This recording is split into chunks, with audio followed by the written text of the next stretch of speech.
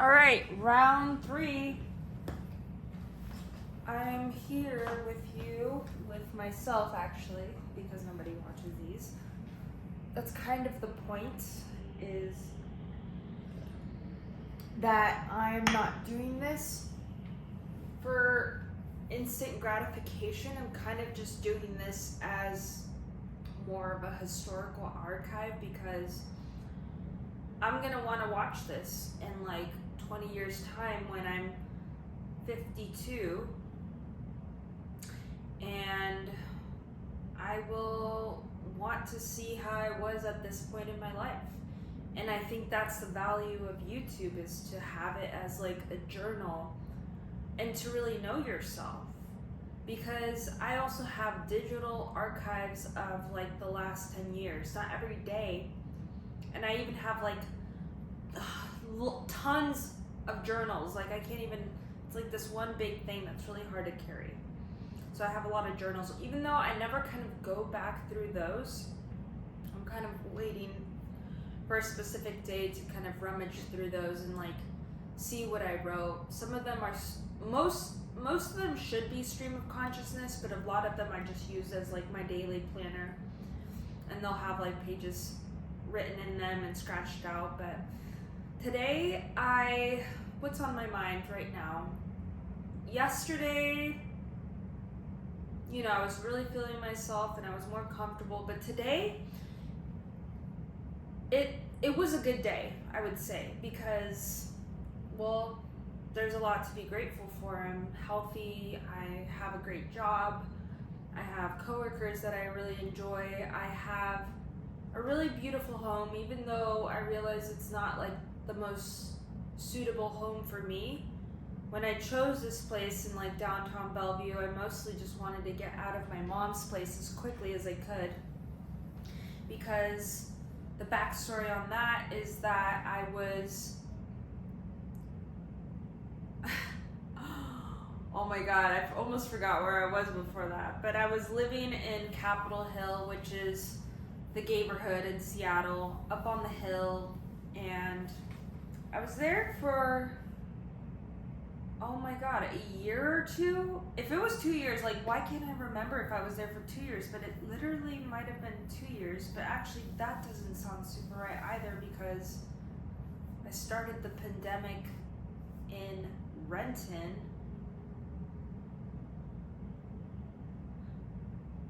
I'll have to check my math on that, because it's kind of bugging me out that I don't remember, but it was a year let's just say it was a year in Capitol Hill, because I hate it when people pause on numbers or specifics, and I'm like, it doesn't matter, but in this case it's my life, and I'm like bugging out that I can't fully remember. But basically, since the pandemic started, I feel like a lot of people use that as their timelines now. It's like, you remember what you were doing around like March 13th of 2020, right? It's like I was in the office when I got that news, but then, I was still living in Renton with my family in a 3-bedroom apartment, and visuals of that one is just like me walking on the train tracks and like at sunset with my hoodie and like really not knowing like what the fuck is happening. But then I moved to Seattle, and it was always my dream to live in the neighborhood of Seattle, of Capitol Hill, and I really thought it was, the pinnacle of what I wanted. I always have this like, I think it's gonna be like the most amazing thing, and I'm like really into like aesthetics in a way. Like I like nice things, I like architecture, like beautiful architecture, I like beauty, and I like comfort, and I think that's kind of just, I ascribe that to my Taurus attributes, and I think that's true for me. Like I just really like nice things, even though I'm not super wealthy right now, or never have been. I've actually been really poor, but I'm here to break that generational curse. So I ended up getting this place in Capitol Hill, and it was lovely. Like, it had really high ceilings, the floor was concrete, the building literally looked like a Rubik's Cube. That's why they called it Rubik's. And I like that shit. It had like this really cool art sculpture with like glass and like metal.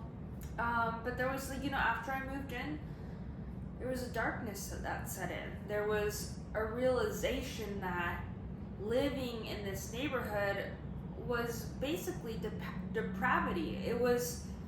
I saw things that I didn't want to see. I ran into people on the sidewalk that were just like unpleasant, and it's like, wow, people pay so much here to live in filth. And the homeless situation just got worse and worse. And for the first time, I was like, this homeless lady got like, maybe not aggravated, maybe she was just bugging out, but she like bumped into me, like physically, like tried to push me out. And I was just walking out of this on the sidewalk. I was just minding my own business, because most of the time that's been my experience, that you can just mind your own business and they will leave you alone. But this lady, it's as soon as she bumped into me and like had contact with me, she almost seemed like startled, like she startled herself. And like, I don't know. And I wasn't hurt or anything. I kind of just, and I didn't say anything, but it was just like, that was the moment where I was like, shit, it's changed.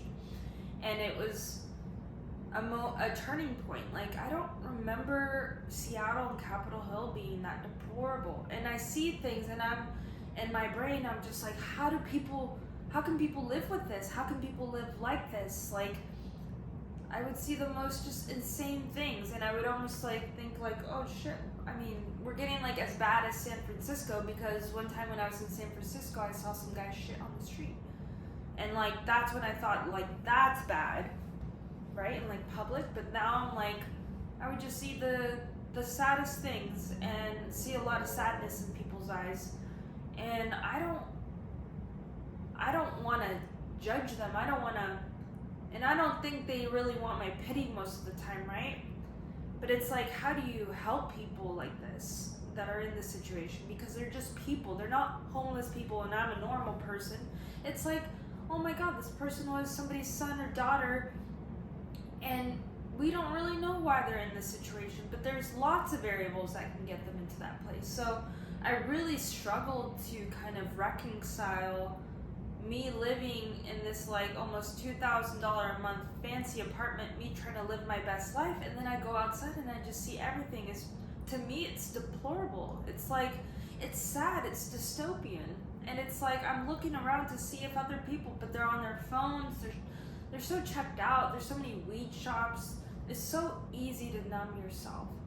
So, and also my apartment lacked natural sunlight, which I really needed, but it was nice for my cat because she got to go outside, and we were on the first floor, and Maddie, who was like my apartment manager, was really nice to me and like gave me breaks, and I really appreciated her. So I wish I would have done, better, like been a better neighbor and been kinder. But I can do that now because that was a learning experience. But basically, after the apartment in Capitol Hill, towards the end, I was really struggling on money. I think at that time when I started at Pokemon, where I'm working at now, I was a contractor and I was making a certain amount, and then I converted to full-time, and it just worked out that I made like $9,000 less in cash, even though I had amazing benefits. But I wish I would have made more. And it really kind of just, and because I had like bad money habits, it was hard for me to make ends meet, and I basically was struggling towards the end to the point where I couldn't pay my rent for like 2 months, and then I was put on a payment plan. So basically all that to say is that I ended up at my mom's place, my mom lives in this like 55 plus community where it's like she has her 1 bedroom, and I was there for 7 months. And in that time, like, my older brother Bruce, who came from Peru, had to live with us. So it was 3 adults living in a 1 bedroom 55 plus community, and it was just like, it was really hard too, because there was a lot of what I would describe as ghetto-ness there. It's just like you see crazy stuff and like these like the craziest stuff has happened to my mom at that community, but it's like affordable for her, right? She only pays like 900 something, and she's a housekeeper, so that was good. And I gave her a little bit of money. So and then after that, I finally just wanted to get out. So last November I moved here, but now I'm paying the highest I've ever paid at like $2,300 now that I'm gonna aggregate the parking because they had a discount. And I'm getting my car back. So at this point, I am really trusting God. I'm trusting the universe. I feel good in the sense that I'm feeling healthier. Like, even though like today I had my natural craving, and I was even on YouTube Shorts for a while, which I really like realize like if I don't have a plan, I'm just gonna sink back into like habits. So that's why I'm grateful that I have this, and I think I'm gonna make it a daily part of my evening routine, because talking with you and talking with myself and talking with God and recapping my life, because this is almost like my own diary, my own journal, and like I'm talking to a friend, because that's what they say that you should do, because it makes it seem more natural. And I definitely just want it to kind of be my public journal where I'm saying things, and I'm not planning any of this. I'm just like remembering my life, and it helps me to digest what happened in the last 3 years, because it's a different experience when you're writing it in a journal and when you're typing it on a computer, and I'm not always doing that. I'm not always super consistent, even though I have this tremendous volume. I wish I would do it every day, because I think it would be more therapeutic in that way. But at this point, a video is conducive to me living a healthier life, because also, yeah, it's like I've never been in a relationship. I always feel really weird when I say that. I'm 32. And yeah, that is a little bit odd, but I know my reasons. I know that I've kept myself, or God has kept me isolated, or He's protected me. I think of it as like rejection is protection. And I've been rejected from jobs, from people, from friends, and it's not like a huge number. It's not like this is my life, but I've also done things to keep myself guarded. I don't flirt with people that I know, unless it's somebody I'm actually attracted to, then. But I'm friendly with everyone. Like, I don't want it. This is the paradox of my situation, because I know I'm good looking, I'm young, I'm healthy, I'm smart. There's a lot going, but it's like I've kept myself in this like bubble of protection, because during times I was suffering with mental health, and I knew that if I approached dating in the traditional way as most people, it wasn't my path, it wasn't my calling. But now I feel more ready for it, and I'm only saying that, I brought that up because I think I can only imagine that people, when they get home, one of the things that they have is the cherished gift to talk and unload with their partner, their lover, right? So, and that's a gift that you can give to somebody as a partner, is like space and an active listening ear, and that's a beautiful thing. And when I have my moments, which will happen soon, I can feel it in my bones. I'm gonna be like very mature, and I'm gonna really love on my person, and they're gonna love on me, and maybe I won't want to talk to a camera at this time, but now I'm like, wow, when I'm not